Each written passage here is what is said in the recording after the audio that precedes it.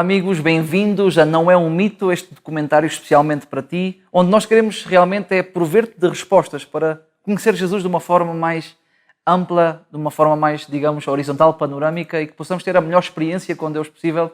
E hoje temos um convidado muito especial que, apesar de ser o meu sogro, não estou a brincar, é fantástico como sogro. Entendi. Tentei falar em português que ele não entendesse, mas mesmo assim entendeu. Hoje temos o convidado especial, pastor, doutor, apóstolo Cash Luna, e espero que todos possamos desfrutar. Toda a entrevista vai ser em espanhol, mas tu podes acompanhar-nos aí nas legendas e vai estar fantástico. Muito bem-vindo. Qué extraña salutación será esta, dijo María. Estoy igual. Bienvenido, pastor. Muchas gracias. Gracias por, además de darme su hija como esposa. Si no toquemos ese tema. Atenderme en una entrevista. Gracias por estar aquí. De verdad creemos con todo el equipo que su experiencia, su vida puede aportar a mucho en la vida de las personas, en su experiencia con Dios. Pero empecemos por el inicio. ¿Cómo fue que usted conoció a Jesús? Pónganos así en contexto en 1920, no estoy molestando. Pónganos en contexto de cómo fue que usted conoció a Jesús, cómo fue su experiencia con Dios. Ahí, díganos. Bueno, yo tuve dos experiencias, tres. La primera de ellas la tuve como a los más o menos 10 años de edad, más o menos, estaba en la habitación, siempre viví con mi mami, dormíamos en la misma habitación, en dos camas, y pude apreciar al Señor Jesús. Se apareció el Señor Jesús en la habitación, y eso obviamente marcó mi vida. Desperté a mi mamá para que lo viera, ella no vio nada, yo lo seguía viendo así suspendido en el aire, todo de blanco, no se vio el rostro, pero obviamente cuando tienes una experiencia así, sabes que es Él, ¿verdad? Ahí ya quedé marcado desde niño. Empecé a buscarlo a mi manera, de mi forma, sin los protocolos que la religión nos enseña, simplemente como un niño. Más adelante, a los 16 años, yo tuve una invitación de una persona, se llama Henry.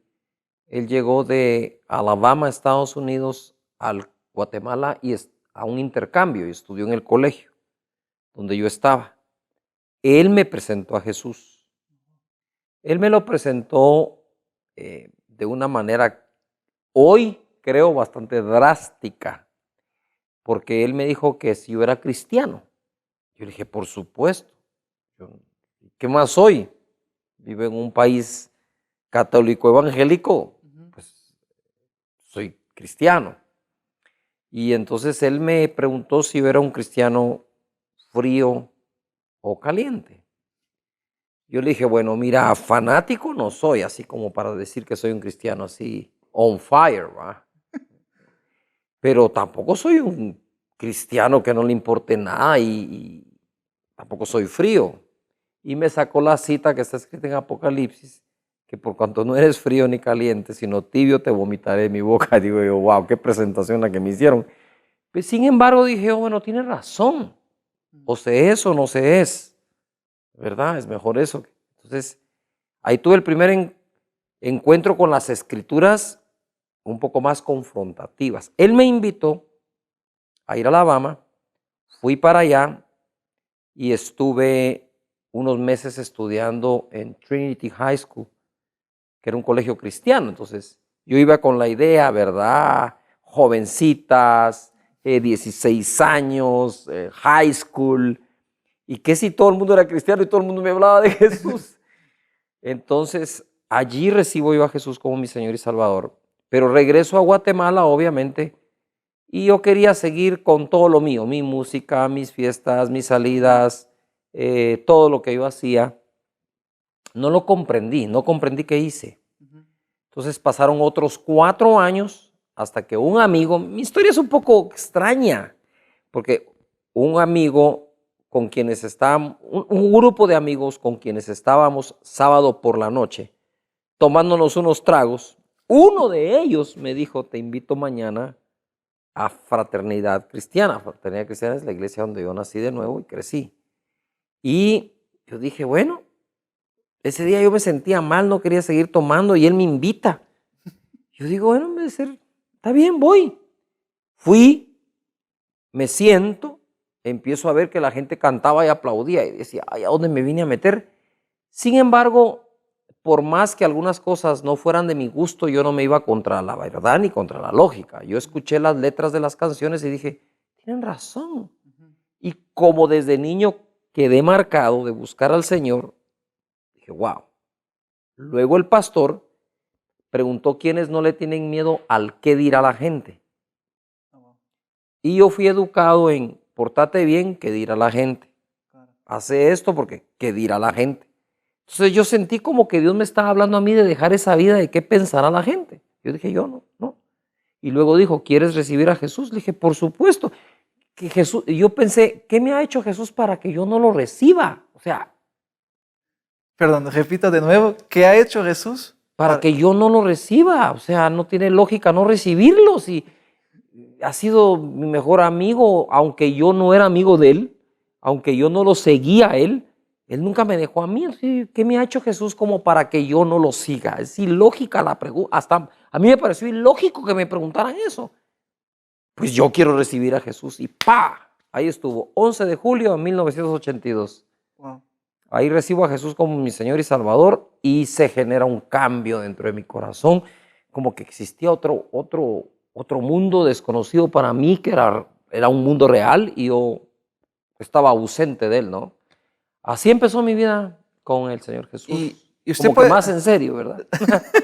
¿Y qué puede identificar a usted de adentro? Usted habló de esa transformación, que algo nació, algo se cambió adentro.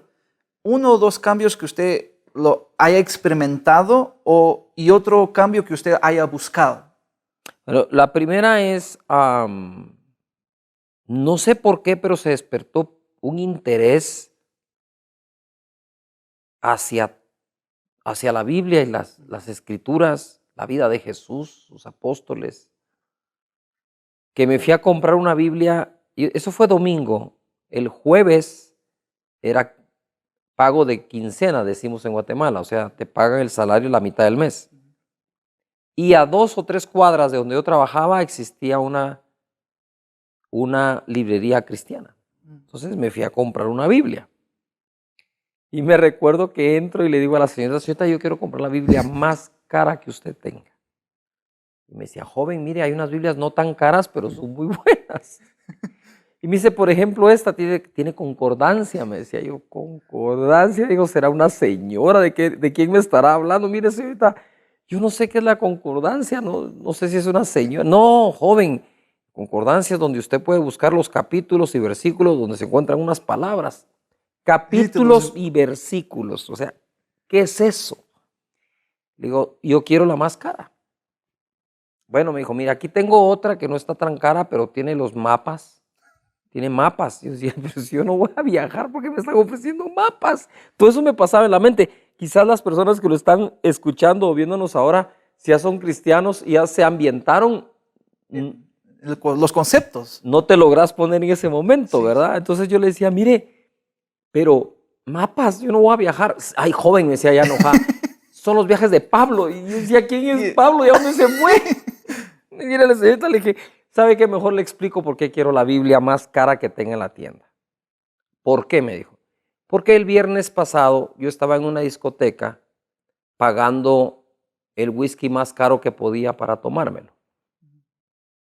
El domingo recibí a Jesús como mi Señor y Salvador y yo no puedo venir ahora de este otro lado, o sea, léase hoy del lado de la luz, a hacer y buscar menos excelencia de la que busqué del lado de las tinieblas.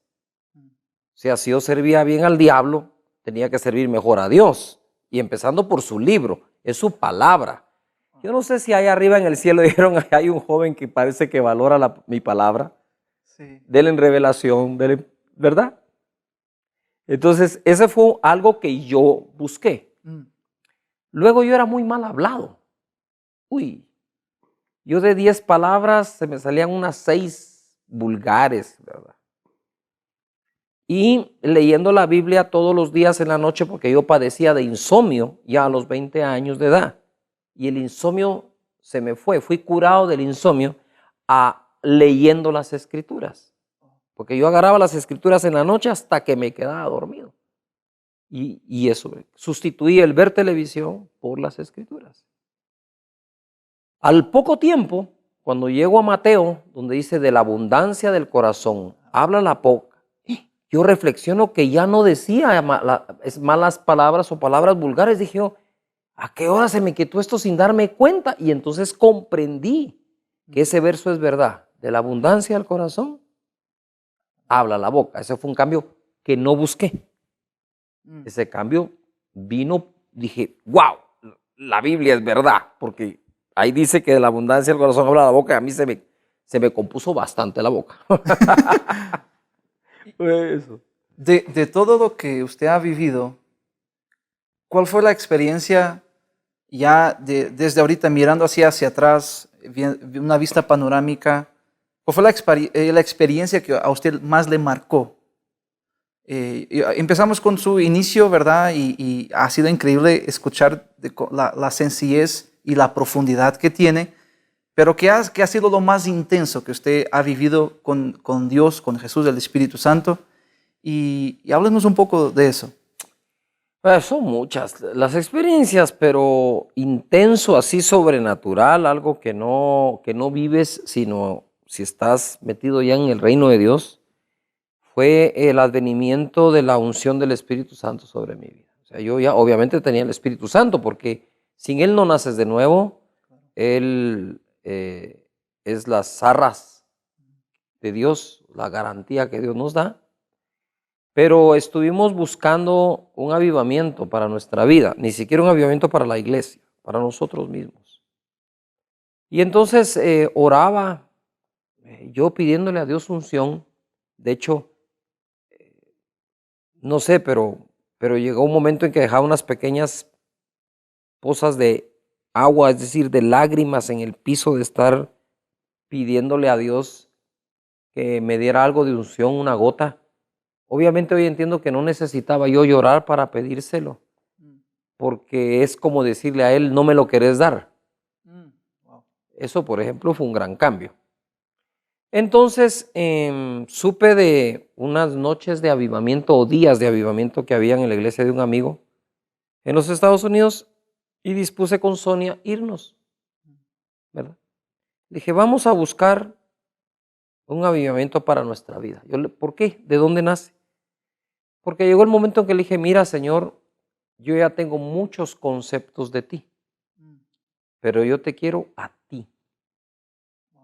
Yo no quiero ser un hombre con un montón de conceptos en la cabeza de Dios sin tener a ese Dios sobrenatural manifiesto, no en un concepto, guardado en un archivo mental, sino que en evidencias. Nos fuimos. Mira, nosotros entramos a estas reuniones de avivamiento que duraban 4 horas. Una era a las 10 de la mañana y la otra a las 7 de la noche. Entonces eran 8 horas diarias, como por 10, 12 días. Wow. Y mi esposa, en cuanto llegó, se llenó del Espíritu Santo, quedó como borrachita. Yo decía, ¿qué le estará pasando a mi mujer? ¿Se le bajó la presión o qué? De hecho, ella cayó bajo el poder del Espíritu Santo. Yo la llegaba a ver y con el pie, le hacía con el pie así. Y le decía, se te bajó la presión, ¿verdad? Porque cuando éramos novios, a ella varias veces se le bajó la presión. Y me volteaba a ver así. Y cuando me hacía esa mirada, decía, Dios santo, yo creo que es hora de irme a tomar un café por otro lado. Pero yo lo que estaba era frustrado de ver que todo el mundo recibía la unción del Espíritu Santo, la llenura del Espíritu Santo, y yo no.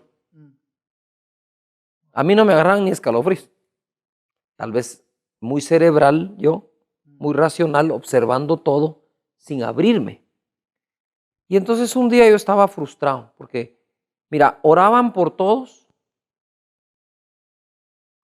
Cuando yo abría los ojos, todos estaban en el piso porque los había llenado tanto el Espíritu Santo que no aguanta. Solo yo que estaba tirado, solo yo estaba de pie. Entonces yo empezaba, la próxima me tiro, porque se me hace que si me tiro, me llena. Lo recibo. Entonces yo me dejaba caer, porque hay gente que empuja a otros y hay gente que se deja caer por cortesía al predicador. Entonces yo me tiré una de cortesía, ¿no? Cuando abro los ojos, ese día todos estaban de piso y estaban tirando. Dije, Dios mío, no puede ser posible que yo vaya contra esta corriente. No puede ser. Y yo iba a ver a la gente, Gerson, yo iba a ver a la gente que temblaba, unos reían, otros lloraban. Decía, este está bien, este se está haciendo, este está fingiendo, este sí está bien. Me di a la tarea como de juzgar a cada persona, como que yo era el dueño del conocimiento de quién tenía el Espíritu Santo y quién no. Como un filtro. Como yo, sí, como que yo era el filtro, claro, buena palabra. Entonces, me senté en las gradas del templo donde estábamos. Yo le dije, Señor, ¿qué pasa conmigo? Y él me dijo, mírate, me dijo. Y esto que te voy a contar es así de ridículo, pero así de verdadero. El Señor, mírate, me dijo, tienes dinero en tu cuenta y no te puedes comprar ni siquiera un buen par de zapatos con tranquilidad, con fe que no te va a faltar nada. Y me dijo, si tú no tienes fe para un par de zapatos, ¿cómo tendrás fe para ver mi gloria? A no ser que mi gloria sea menor que un par de zapatos. Yo le dije, Señor, yo creo ser un hombre de fe. Los jóvenes y la gente me dice que admiran mi fe. Y tú me venís a decir esto. Entonces me puse a llorar. Aunque no lo creas, al día siguiente le digo a Sonia, vámonos de compra, necesito hacer unas compras. Y me fui a comprar unos, llegué y dije, quiero esos zapatos, quiero esa correa de la cintura que le queda bien. Le doy no me dé precios, le dije. No quiero saber los precios. Eso es lo que me gusta y eso quiero. Todavía guardo los zapatos. Y me fui. Le dije, Señor, si eso es lo que hay que hacer, eso voy a hacer. Como que ahí me convertí en un niño. Wow. O volví a ser el niño aquel que vio a Jesús un día. Porque ¿qué hice para ver a Jesús? No hice nada. No era un niño que supiera las escrituras, no tenía teología, no era el más santo de todos, te lo aseguro que no lo era. Y se apareció.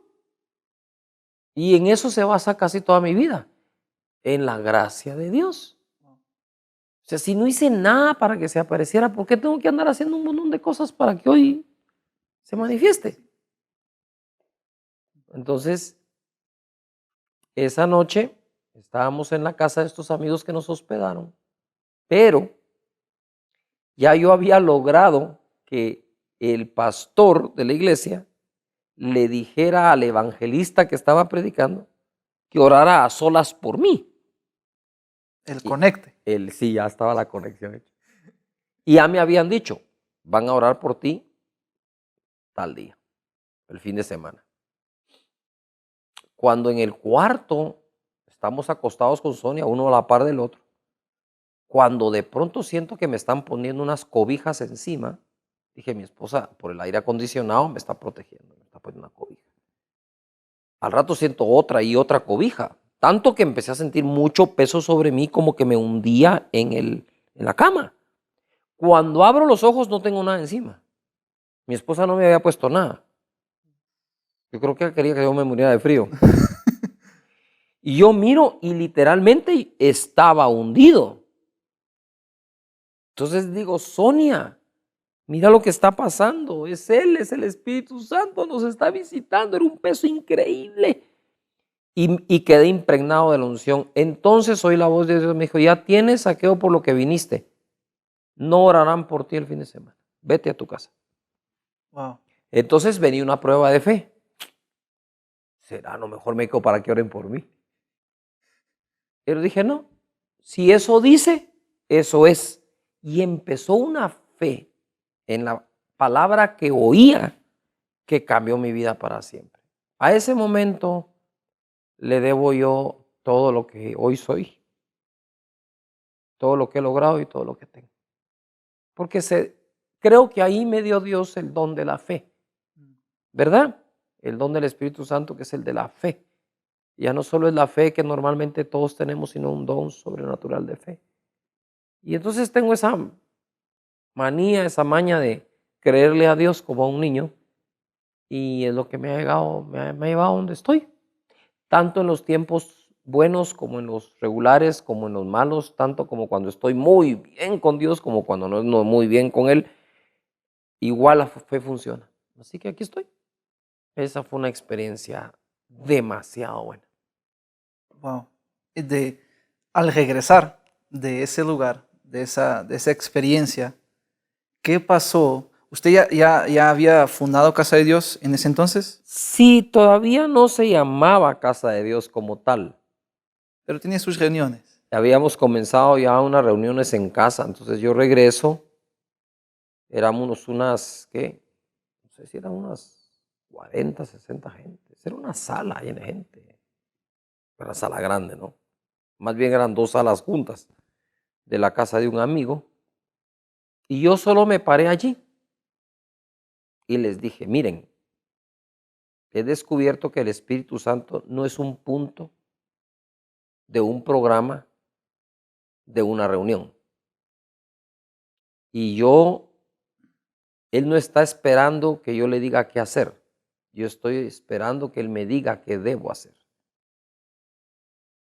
Cuando dije eso, dije, Él no está sentado en una silla esperando que yo le diga, te doy permiso de hacer algo, ¿o no? Cuando dije eso, se ha derramado el Espíritu Santo en ese lugar. Ellos no habían vivido nada de lo que yo viví y todos lo vivieron. De hecho, empezaron reuniones donde incluso Juan Diego era muy pequeño, mi hijo, y se caía el niño de la silla emborrachado. Pero es que me miraba y se hacía así todo como borracho. Y yo digo, los niños no pueden estar fingiendo. Es más, el niño ni siquiera sabe qué le está pasando, ¿verdad? Pero fue impresionante y todo fue cuando el Espíritu Santo me dijo, el dinero que has traído hoy, dáselo a una viuda que está necesitada. Yo no sabía en ese grupo quiénes eran viudas y quiénes no. Entonces yo pregunté, ¿alguna viuda aquí? Sí, el Señor me pone a darle esto. Cuando yo le doy eso, los demás se levantaron y le empezaron a dar una ofrenda al resto de la gente que creían que estaba necesitada. Y justo cuando eso pasa es que el Espíritu Santo se derrama, cuando obedecí su voz de qué tenía que hacer y se derramó. Entonces esta persona me dice después, lo que usted me dio era el pago del colegio de mi hijo, que si no pagaba el lunes, lo expulsaban. Y empezó un avivamiento que hasta hoy, pues, aquí estamos. Ya son 26 años viendo al Espíritu Santo moverse de esa forma. Y usted empezó escribiendo algo que ahorita es bestseller por toda la vida, en honor al Espíritu Santo. Es un libro que yo tengo mucho respeto y mucho, digamos, eso.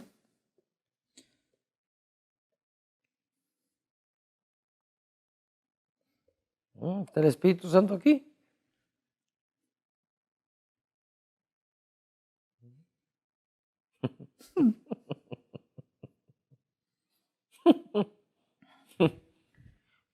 Sí. Más. Lo que usted no sabe es que yo me estaba bañando hoy y saber si había o no había la entrevista y el Señor me dice, había un momento que ni puedes hablar. Ahí vamos. Entonces estábamos en el libro, ¿verdad? Entonces en el libro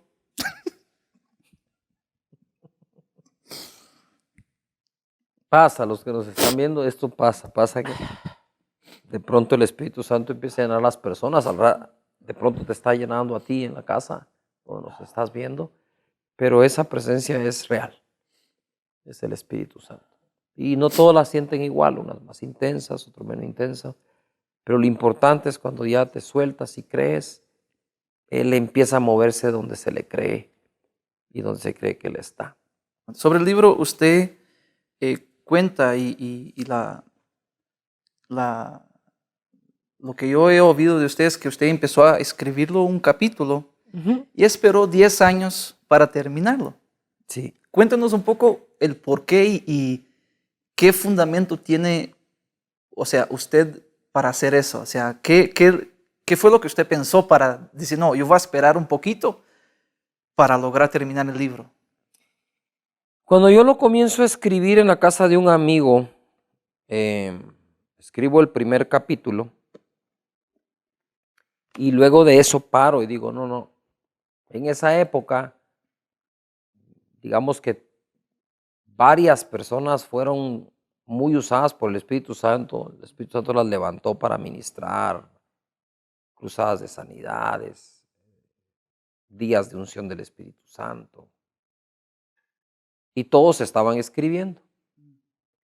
Pero yo paré y dije, no. Voy a parar. Y si en 10 años esta unción sigue aquí, escribo. A los 10 años empecé el segundo capítulo. Y ya lo terminé. Y Dios le dio una gracia muy especial a este libro cuando yo lo... Cuando Jesús llega para ser bautizado y Juan el Bautista lo bautiza y dice que vio el Espíritu descender y reposar. ¿Era eso que usted estaba buscando ver, la evidencia de si reposa sobre mí? Si continúa, porque yo para cuando empecé este libro ya estaba yo en noches de gloria, viendo milagros, sanidades, llenuras del Espíritu Santo. Entonces dije, bueno, esperemos 10 años. ¿Verdad? No quiero escribir un libro de algo que pudo haber sido pasajero. Wow. ¿Verdad? Entonces esperé. Dije, si el Espíritu Santo sigue manifestándose en mi vida y a través de mi vida, después de 10 años, con todo gusto lo hago. Bueno, ya pasaron... Más de 10 años. Oh, sí, bastantes más. Ya pasaron 25 años. La pregunta ahorita es un poco lo más práctico posible. ¿Qué es realmente la unción? O sea, si una persona está asistiendo y no sabe nada, cayó aquí de paracaídas a la entrevista y no sabe, y quiere saber qué es la unción del Espíritu Santo, ¿qué le podría decir usted para facilitar? Se definen de varias formas, ¿verdad? La unción del Espíritu Santo es el poder sobrenatural de Dios manifiesto en la vida de una persona. Pero unción es lo que tienes encima, como tu chaqueta o tu saco. Por eso Jesús dijo que el Espíritu de Dios está sobre mí por cuanto me ha ungido. Ahí está definido. Es el Espíritu Santo, el poder del Espíritu Santo sobre la vida de una persona, sobre la carne de una persona. La unción no es el Espíritu Santo adentro. Oh. La unción es el poder del Espíritu Santo fuera. Por eso es que cuando tocaban a Jesús decían, poder salió de mí. O sea, lo tocaban y lo que tocaban era, digamos que si tú toca mi chaqueta, agarra mi chaqueta, ahí solo tocará. Muy bien, la pregunta es, ¿me estás tocando a mí? No. No. Tocando lo que está sobre. Sobre mí. Uh-huh.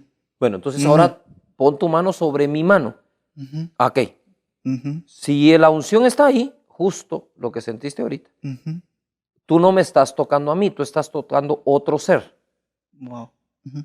Sí, él viene sobre uno y entonces lo que tú tocas ahí, aunque tu mano siente mi piel, yo estoy seguro que estás sintiendo algo entre mi piel y tu piel. Esa es la unción del Espíritu Santo que está allí, más. ¿Verdad? Así es como se explica. Yo trato de explicar las cosas lo más fácil y sencillo posible, con el menos lenguaje religioso posible. Porque también aprendí que la unción y el Espíritu Santo es un hecho tan glorioso, tan poderoso, que hay que contarlo de la forma más sencilla posible para que se entienda lo mejor posible. Wow. Y se rompe ese tipo de barrera que hay. Pero a veces pues, el Espíritu Santo no anda viendo si alguien entiende para derramarse tampoco. Como en Pentecostés, Él se derramó y aquellos no sabían ni qué estaba pasando.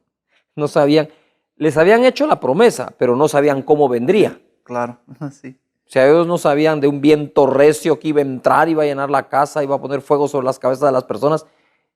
Eso no se los explicó Jesús.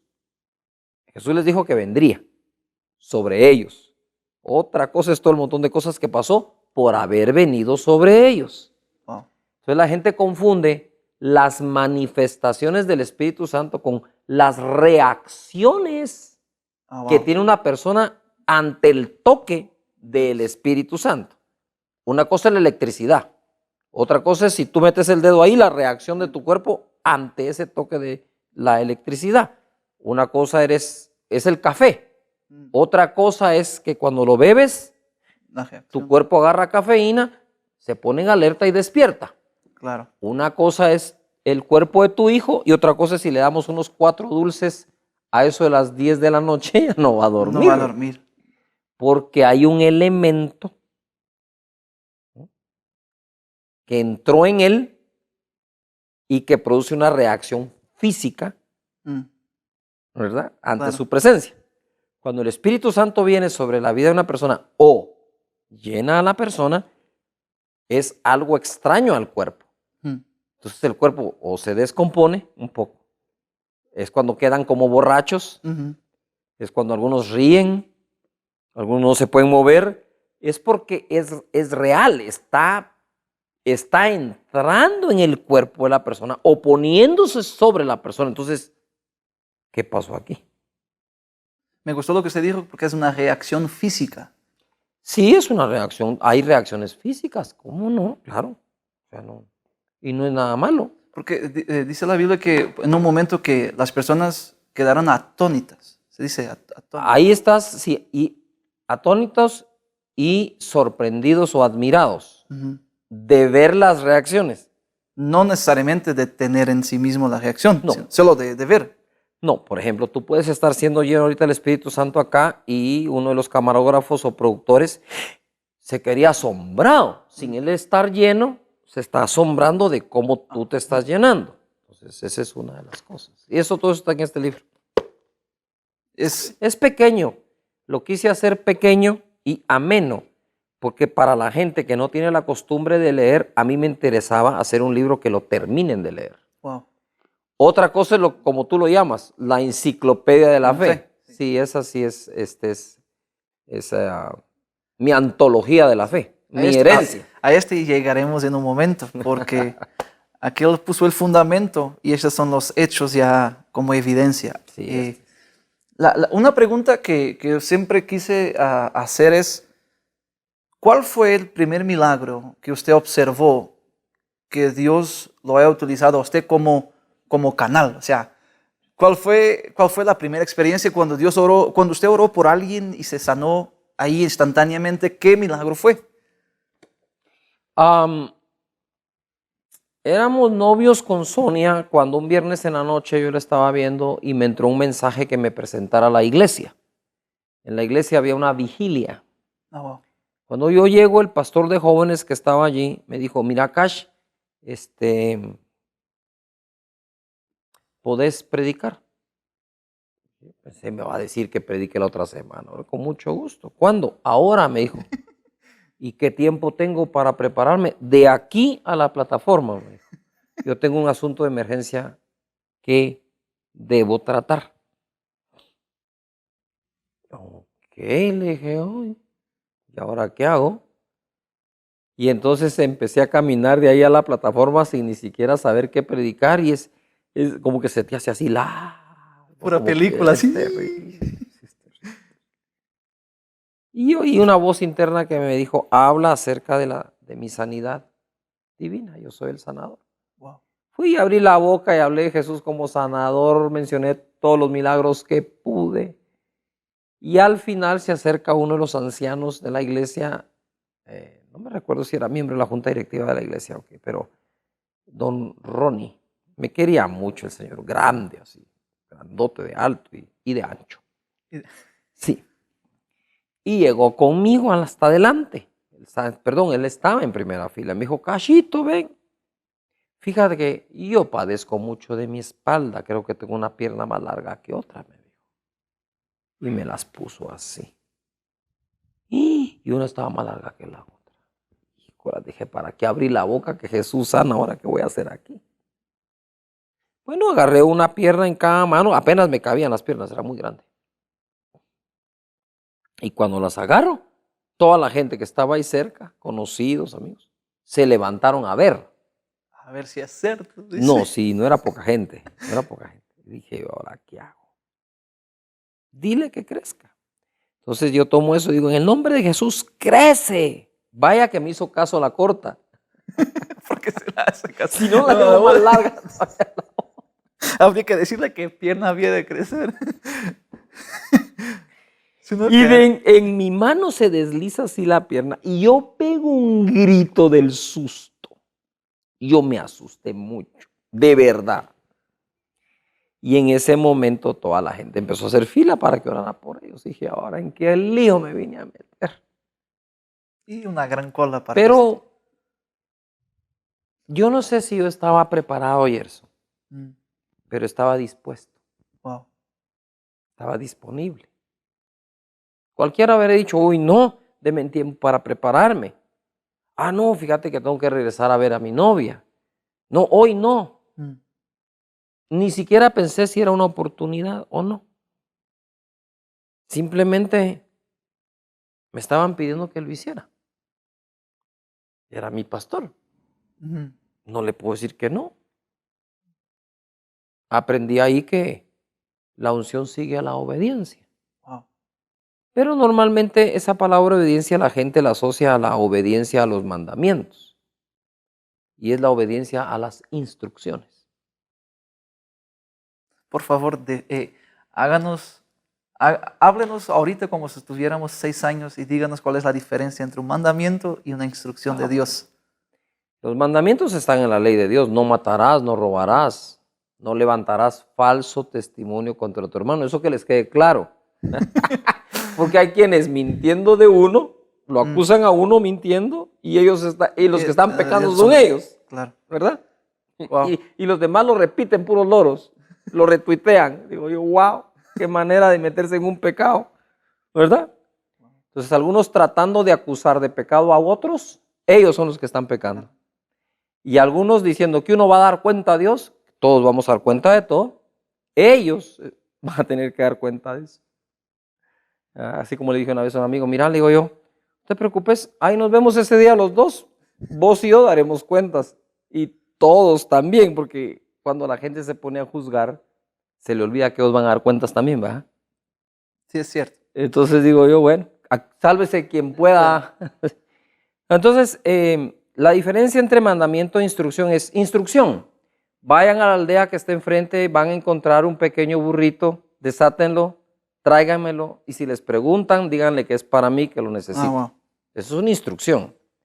Vayan, entren en Jerusalén y cuando vean un hombre con un cántaro de agua, síganlo. Y donde él entre, díganle al dueño que es necesario que yo cene ahí la Pascua. Esa es una instrucción. Y cuando vas al libro de los Hechos, dice que él les dio instrucciones por el Espíritu Santo. O sea que nosotros en este momento podemos recibir instrucciones. Claro. Como los apóstoles recibían. Seguir las instrucciones y tú vas a ver. Por eso es importante no solo la unción, porque la unción no trae instrucciones. La unción viene ante el respeto o el cumplimiento de las instrucciones. Las instrucciones vienen por la comunión y la intimidad con el Espíritu Santo. Y ahí uno va aprendiendo. A veces uno, esta instrucción me la dio y que si no. Y yo digo, tranquilo, se vale equivocarse. Esa es una maña horrible de los cristianos que creen que no hay que equivocarse nunca. Y por eso es que no hacen muchas cosas. Por miedo a fracasar, por miedo a no haber oído la voz de Dios. Y si no oigo la voz de Dios, es fácil. Si no oíste la voz de Dios, no la oíste. Seguí intentándolo. Claro. Ya lo vas a reconocer. Tu hijo, ¿cuántos intentos haces para que repite unas palabras hasta que al fin aprende? Sí. Y después aprenden a hablar tanto que uno le dice, ya cállate un rato, ¿verdad? Antes no hablaba, ahora hay que callarlo. Bueno, así pasa también con el Espíritu Santo. Poco a poco vamos descubriendo cuál es una instrucción de Él y cuál no. O sea, te vas familiarizando de cómo Él te habla a ti, no como Él me habla a mí. Wow. Cómo te habla a ti, ¿verdad? Entonces yo ya sé cuando él da una, digo, ya sé, yo sé que esto es una instrucción de él, vamos a hacerlo. Así fue como hicimos los templos, así empezamos las noches de gloria, ahí sí armamos el equipo de medios y de televisión, es oyendo su instrucción. Cuando él da la instrucción, lo hacemos. Wow. Ahorita la pregunta es, digamos, es exponerse un poco, porque, digamos, Michael Jordan en el año 97, en los playoffs, hizo un juego de básquetbol y obviamente, y hizo 38 puntos. Pero en ese día estaba engripado, tenía la fiebre altísima. 39. Y lo que quiero preguntarles, usted tuvo bastantes victorias y nos puede contar de números, pero ¿cuál fue cuál es el momento más intenso, no del logro, sino que usted logró algo, una victoria, se hizo un evento, no sé, pero que usted adentro o estaba enfermo o estaba en una lucha interna, en una crisis interna? Lo que queremos entender es qué luchas ha tenido usted y a pesar de sus luchas, cómo ha logrado lo que ha logrado, ¿verdad? He tenido como 3 o 4 boicots a las noches de gloria. Oh, wow. ¿Verdad? Boicoteadas, incluso por gente de otras iglesias. Lamento decir eso, pero así fue. Y normalmente esas noches de gloria ha sido una inversión en la mayoría de las veces de parte de Casa de Dios. Y en una de ellas que nos boicotearon algo que se había hecho en un estadio gigantesco y había poquísima gente porque resultó que radios que no estaban de acuerdo y etcétera, no viene al caso porque no me gusta mencionar eso, hicieron muchísimas otras actividades y las promovieron para que la gente no llegara a la nuestra. Uh-huh. Y así fue, no llegaron. Entonces habíamos tenido otras en una ciudad cercana donde no cupo nadie. Era una exageración de gente. Y estos pastores viajaron entonces de esa ciudad a esta otra donde no se dio. Y me decían, mire pastor, no salga. Lo que le han hecho aquí en esta ciudad es una injusticia muy grande. Wow. Pero me habían acompañado algunos discípulos de la iglesia de Casa de Dios de Guatemala a este país, a ese estadio. Y yo los vi. Dije, no, yo no le puedo enseñar a mis discípulos que yo retrocedo. Wow. O que no voy a salir solo porque hay poca gente. Total, vamos por la gente, no por la cantidad de la gente. Wow. Entonces dije, no le puedo dar un ejemplo así a mis discípulos. No, tengo que salir. Es por la gente, no por la cantidad de gente. Y ese día yo vi unos milagros impresionantes. Microcefalia de niños sanados.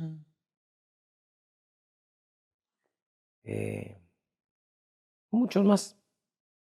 Y también se recibió un milagro económico cuando varias personas se acercaron. Pastor, usted no se preocupe.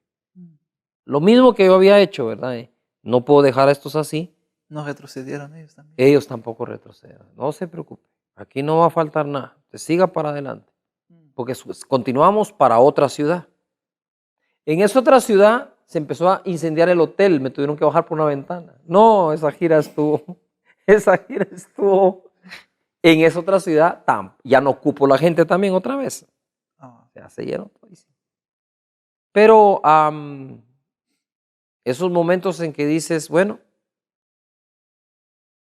te puede dar rabia o cólera que te estén haciendo eso, pero es parte del ecosistema religioso.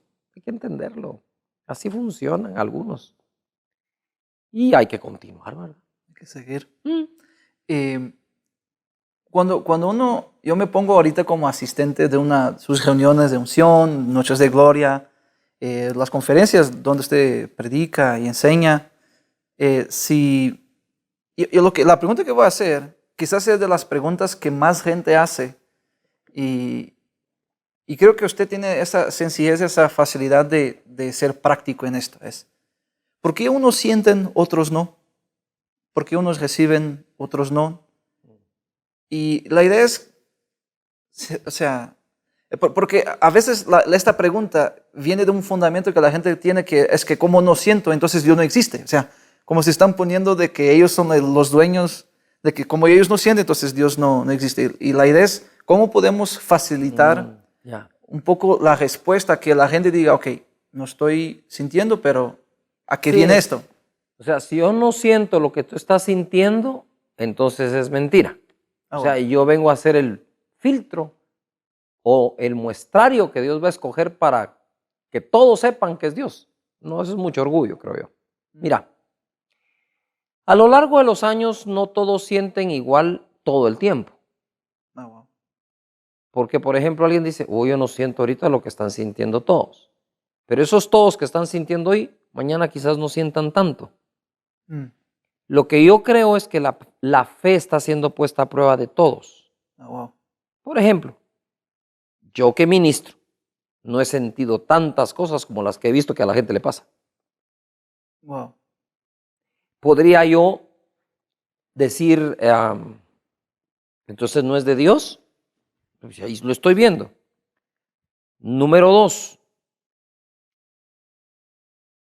Y me puedo resentir con Dios porque yo, siendo un instrumento, no siento todo lo que sienten los receptores de lo que está pasando. Tampoco. ¿Alguna vez lo has sentido así? Bueno, yo he visto a tanta gente sanar de tantas cosas y aquí tengo lentes para leer. No necesito lentes para todo lo demás. Y no siempre los necesito para leer. Se me resecan los ojos.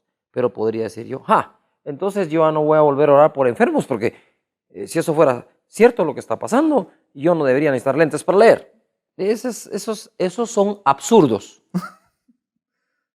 Esos son los absurdos porque estás queriendo encajar a Dios y definir a Dios según tu pensamiento. Y la verdad es que Dios es tan, entre comillas, pequeño que cabe en mi corazón y tan grande que no me alcanza la cabeza para entenderlo. Entonces yo pienso que hay que ser un poco más sencillo y humilde, Señor. Yo sé que es tuyo, es obvio, aunque no me pase a mí, ya un día me va a pasar. Pero aunque no me pase de esa forma, no quiere decir que no te tenga.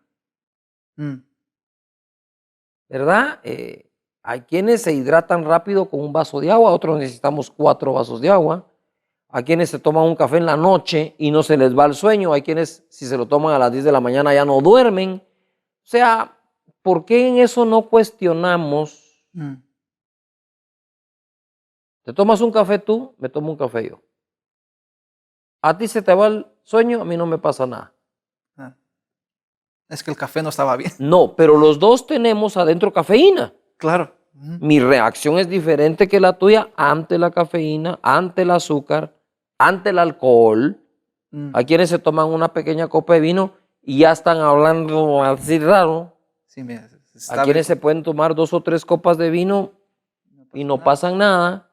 Yo me tomo un poco de vino y me pongo rojo. Rojo, puro tomate. O sea, conmigo es obvio que me tome una copa de vino. Pastor. Usted se tomó una copa de vino porque me pongo rojo. Pero así soy yo. Herencia de mi mamá. Entonces yo no puedo decirte por qué unos sienten más y otros sienten menos. Yo lo que te puedo decir es que la fe de todos está siendo puesta a prueba. O antes, o en medio, o después. Hablando ahorita de fe, ya que usted mencionó, ahorita sí quiero hablar un poco sobre la enciclopedia de la fe. ¿Por qué le llamas enciclopedia? Le llamo enciclopedia porque aquí encontramos de todo. Encontramos cómo caminar por fe, cómo vivir por fe, hasta cómo morir por fe. Eso a mí me impactó mucho. Cómo una persona muere por fe, Señor Jesús. Este libro no es por vista. Es por fe. Es por fe. Hasta la portada uno se confunde, ¿verdad? Entonces, es especial en todas las partes. Y yo solo quiero hacer una pregunta sobre el libro, pero una pregunta que me voy a tardar un poco en contextualizar. Usted emprendió la familia, Casa de Dios, negocios, una persona de negocios, emprendió 2 templos. Y la pregunta es, en todo lo que ha emprendido por fe, ¿cuál ha sido su mayor prueba de fe? O sea, si usted puede identificar una cosa que así le haya, o sea, retado, que le haya puesto a pensar, de hecho que le haya podido quitar el sueño. No sé si alguna vez le quitó, porque... Hasta hoy no, bendito Ok. Dios. Entonces, deme su mayor prueba de fe. O sea, ¿qué ha sido el reto más grande? Mira, las pruebas de fe hay diferentes, porque tú puedes tener fe para el evento o fe para el proceso. Oh, wow. Cuando tú tienes fe para un evento es, estamos orando ese día por los enfermos y sanan. Eso fue allí, ya pasó. Wow. Está la fe para el proceso de llegar a ese evento de las noches de gloria. Mm. Se requiere fe por más tiempo. Yo coincido con el pastor David Cho de Corea cuando él dice que los mayores desafíos que él ha tenido en su vida han sido los edificios Wow. para la iglesia. Porque es un proceso de años, donde no tenés y tenés que creer que va a llegar, donde te comprometes a pagar, te comprometes con la iglesia a realizarlo. Y entonces tenés que tener fe para años y estar trabajando todos los días hasta que al fin se culmina. Esa fe la encuentro yo más interesante que la fe de un evento. Wow. ¿Verdad? Entonces sí. Los edificios, entonces. Los edificios son un desafío de fe, pero si hacer una casa es un desafío de fe, no digamos estos edificios. Sí. Y además, si encima de eso te gusta la excelencia, la calidad, dejarlo bien, pues eso se requiere... Más fe. Pues no sé si es más fe o requiere lo mismo creer por una cosa que por otra, ¿verdad? O sea, lo que usted dice es que usted puede escoger entre tener una bicicleta y tener una super bicicleta downhill que pueda bajar. Por ejemplo. Entonces, agarrando el ejemplo de... Pero la fe para las cosas materiales de esta vida, que muchos las desprecian y creen que no debería ser tema ni de la iglesia ni de predicaciones, digo yo, pero si no ese es el tema, ¿qué más puede ser un tema si toda la gente vive en el día a día y todos los días tratando de conseguir sus ingresos y levantar sus negocios y su economía? Y los países enteros, ese es su principal tema, ¿verdad? No puedes quebrar el país, hay que levantar la economía del país. Y cuando el Señor, en este libro está, en el libro del Espíritu Santo, habla de que ¿quién de ustedes si su hijo le pide un pan le dará una piedra? Si le pide un pescado le dará un escorpión o serpiente, y si le pide un huevo le dará un escorpión. Dice, así mi Padre le dará el Espíritu Santo a quien se lo pida. Pero también dice, así mi Padre dará buenas cosas a quien se las pida. Y entonces digo, bueno, ¿quién de los dos evangelistas dijo la verdad? ¿El que dijo buenas cosas o el que dijo Espíritu Santo? Y el Señor, como esos son los famosos evangelios sinópticos, es decir, que alguien mira una cosa, el otro mira otra, pero están viendo lo mismo. Por ejemplo, yo puedo ver esta taza, unos dicen es blanca, otros dicen tiene celeste, otros dicen, es de casa de Dios, casa de Dios. Tiene una oreja, no tiene dos, es grande. Pero siempre es el mismo objeto. Pero están hablando del mismo objeto. Entonces yo creo que Jesús dijo las dos cosas. Él dijo que Él nos puede dar todas las cosas que le pidamos, y también el Espíritu Santo si se lo pedimos, haciéndonos saber que para Él, como Padre, es tan importante una cosa como la otra.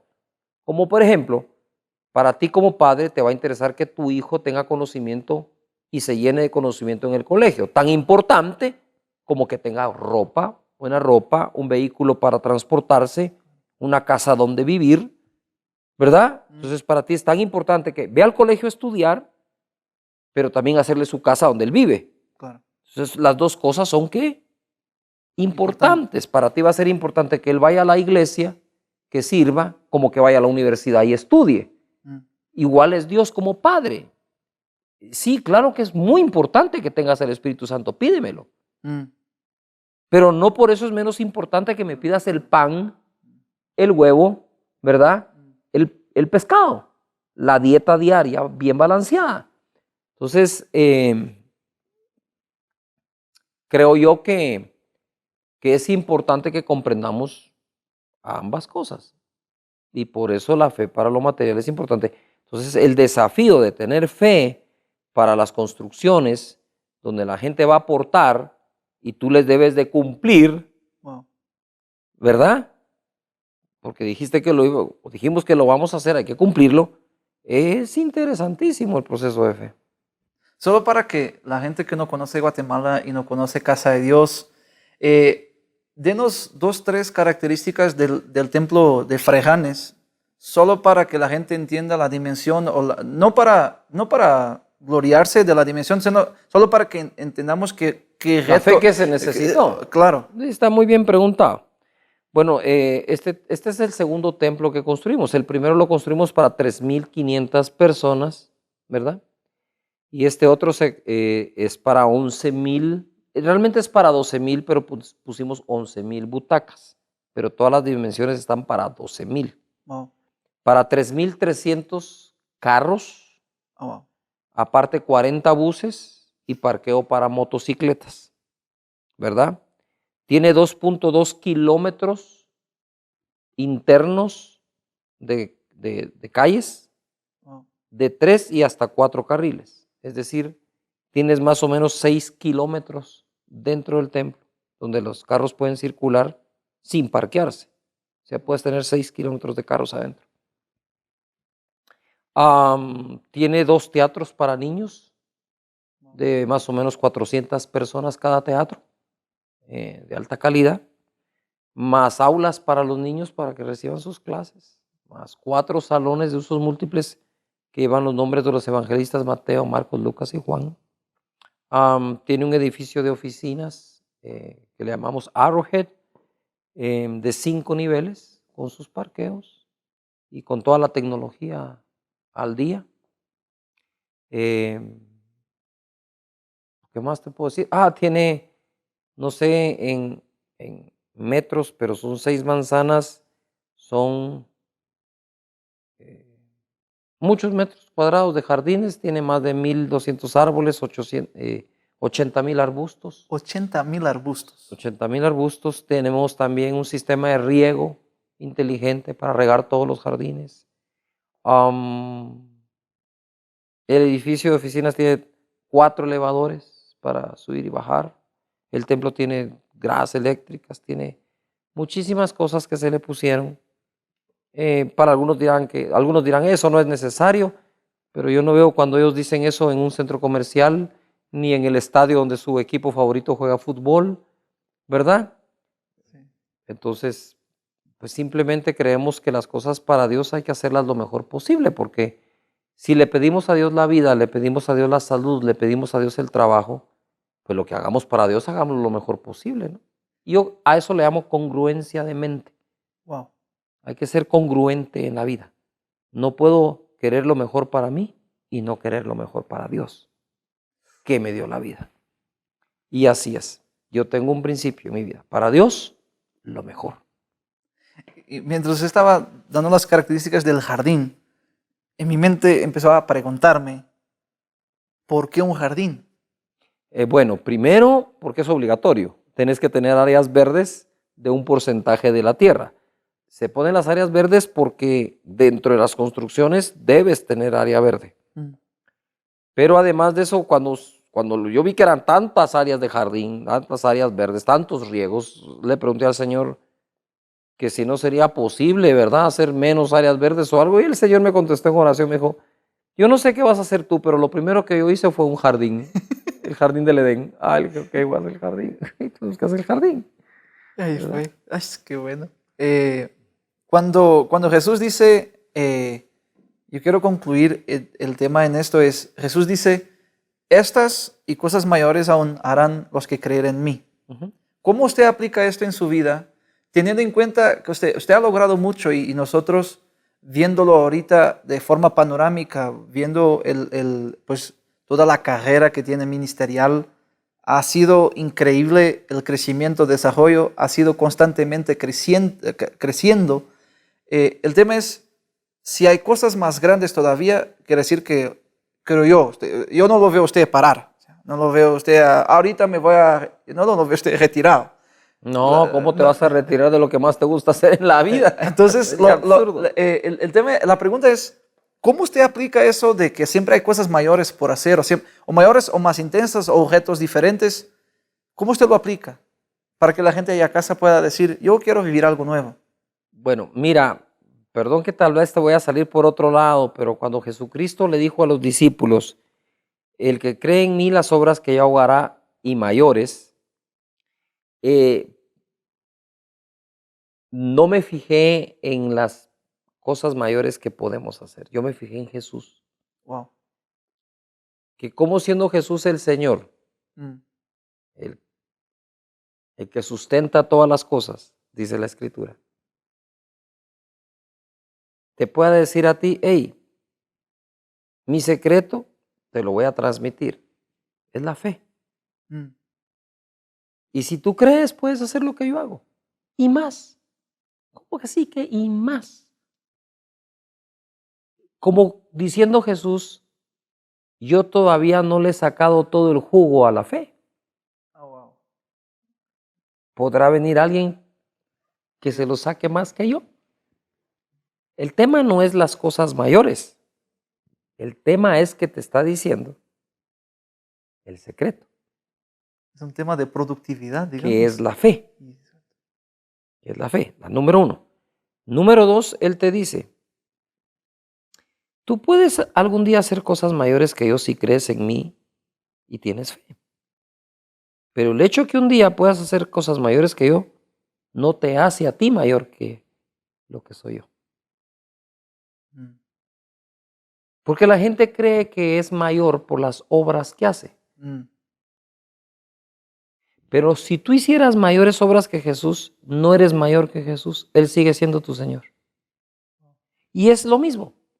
Los hijos pueden hacer más cosas que los padres. Poder tener más carreras, mayor conocimiento, mayor dinero, mayores riquezas, mayores obras. Pero el papá sigue siendo el otro. Sí, O sea, sí, el hecho que tú hagas cosas mayores que tu papá no hace que ahora tu papá sea tu hijo. Claro. Lo vas a ir a saludar con respeto. Sí, claro. Le vas a dar honor y lo vas a honrar. Claro. Porque sea él pobre o no lo sea, más viejo que tú, seguro por naturaleza, lo vas a respetar. Y yo la enseñanza que tomo de eso es, wow, qué humildad la de Jesús, que dice que podría hacer mayores cosas que él, pero a la vez qué seguridad la que él tiene, que no importa qué haga, el Señor sigue siendo él. Wow. Entonces, según lo que usted acaba de contestar, el secreto más antiguo de la historia de la humanidad, del universo, es la fe. Claro. La fe es como ese átomo que si lo desencadenas, tienes una bomba atómica. Y no estoy hablando de la fe religiosa. Es la fe definida en la Biblia, pero no es una fe religiosa, porque fe es la certeza de lo que espero, la convicción de lo que no veo. Para terminar y concluir la entrevista, que está increíble, y desde ya darle gracias por aportarnos tanto, ¿qué desea decirle a la próxima generación? Una vez usted comentó que un verso que David escribió, que dijo, aún en mis canas, que no me falte la conectividad o que no deje yo de anunciar las buenas obras que hizo, las maravillas que hace Dios. ¿Qué le quiere usted pasar a esta generación con su experiencia, pero todavía con su potencial que tiene adentro? ¿Qué ve usted en la generación que viene? Que dice, wow, si nosotros hace 25 años empezamos a hacer esto, si ellos se agarran de la fe, ¿qué podrán hacer? O sea, quiero... Sí, creo que te entiendo. Miren, conforme la humanidad avanza y pasa el tiempo, la gente empieza a tener más acceso al conocimiento, algunos al estudio. Y el hecho que sepan mucho o que tengan más o recursos o posibilidades, oportunidades, puede ser una gran trampa. Porque entonces, como ya se tiene un recurso, se menosprecia la fe. Pero la fe consigue más que la sumatoria de todos los recursos. Entonces, por eso las personas que empezamos de cero muchas cosas, no tuvimos otra alternativa que el uso de la fe. Conforme todo avanza, algunos tienen otros recursos que no son la fe. Y entonces menosprecian la fe. Y uno los observa y dice, todavía no han descubierto el secreto. Ya lo van a descubrir. Porque eso lo tenés que descubrir. Eso lo tenés que vivir en carne propia. ¿Verdad? Entonces, yo les diría eso a las nuevas generaciones. No importa cuántos recursos, cuántas oportunidades tengan, ninguno, ni la suma de ellos, se va a comparar a la fe. Porque por fe entendemos haber sido creado el universo por la palabra de Dios. La fe es el capital más grande que Dios nos ha dejado para hacer todo. Si invierto fe, seguramente voy a tener una buena cosecha. Entonces, a veces los mismos recursos que consigues por fe van desgastando tu confianza en la fe. Es decir, cuando no tenías nada, confiabas en tu fe.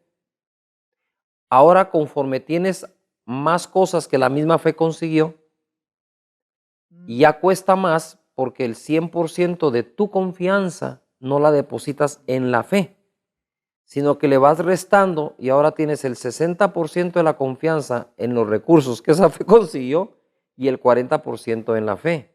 Entonces empieza a disminuir ese posible potencial que tiene, aunque lo tiene, pero se ve disminuido por el menosprecio de la fe y el aprecio que crece sobre las demás cosas. Entonces, yo pienso que es importante que si queremos que la fe funcione, tenemos que volverle a depositar a la fe La confianza. la fe que le teníamos. Hay que tener fe en la fe. Lo has dicho muy claramente. Wow. La fe para que funcione necesita tu confianza. Wow. Si no confías en que la fe lo consigue, es que es un punto mero tricky, es un poco... Es el secreto del universo, no estamos hablando nada menos. No es eso, no solo es eso, sino que estoy hablando de la fe que todos tuvieron, la gente que nos está viendo por el canal de televisión, gente que empezó sin nada. Ellos saben de qué estoy hablando. Ellos saben que no es de la fe de un culto religioso, estoy hablando de la fe que tuvieron para levantarse desde la nada. Esta generación que después de una Segunda Guerra Mundial vio todo destruido y que no tenían nada. Se levantaron con pura fe, sin nada. Las generaciones de hoy ya se les olvidó que existió una Segunda Guerra Mundial que destruyó todo ese continente. ¿Verdad? Entonces ahora ya es más buena onda a todos y filosofías van, filosofías vienen, ¿verdad? Y un montón de cosas que no son las que, no, ni cerca de lo que esa generación vivió para levantarse, ¿verdad? Esas personas, no digo los de la Segunda Guerra Mundial, sino que todos aquellos que desde la nada surgieron, se dieron cuenta que estar en la nada no es tan peligroso como algunos creen. ¿Qué puede suceder en la nada? Nada. Y todo. No pasa nada. Va a pasar lo que creas. Wow. ¿Verdad? Gracias, pastor, por No, su tiempo, su para dedicación. servirte. A ti y a todos. y ya le dije esto algunas veces, pero le sigo diciendo, es cada vez que descubro un poco más de usted, lo respeto más y lo honro más por eso. Más te vale, sos mi yerno. Gracias. No, de verdad, muchas gracias por Para servirte, aportar yerno. a mucha gente que nos está viendo. De verdad, estuvimos en conversación con Pastor Cash Luna y de verdad lo que va a decir es algo que lo siento y tengo la certeza.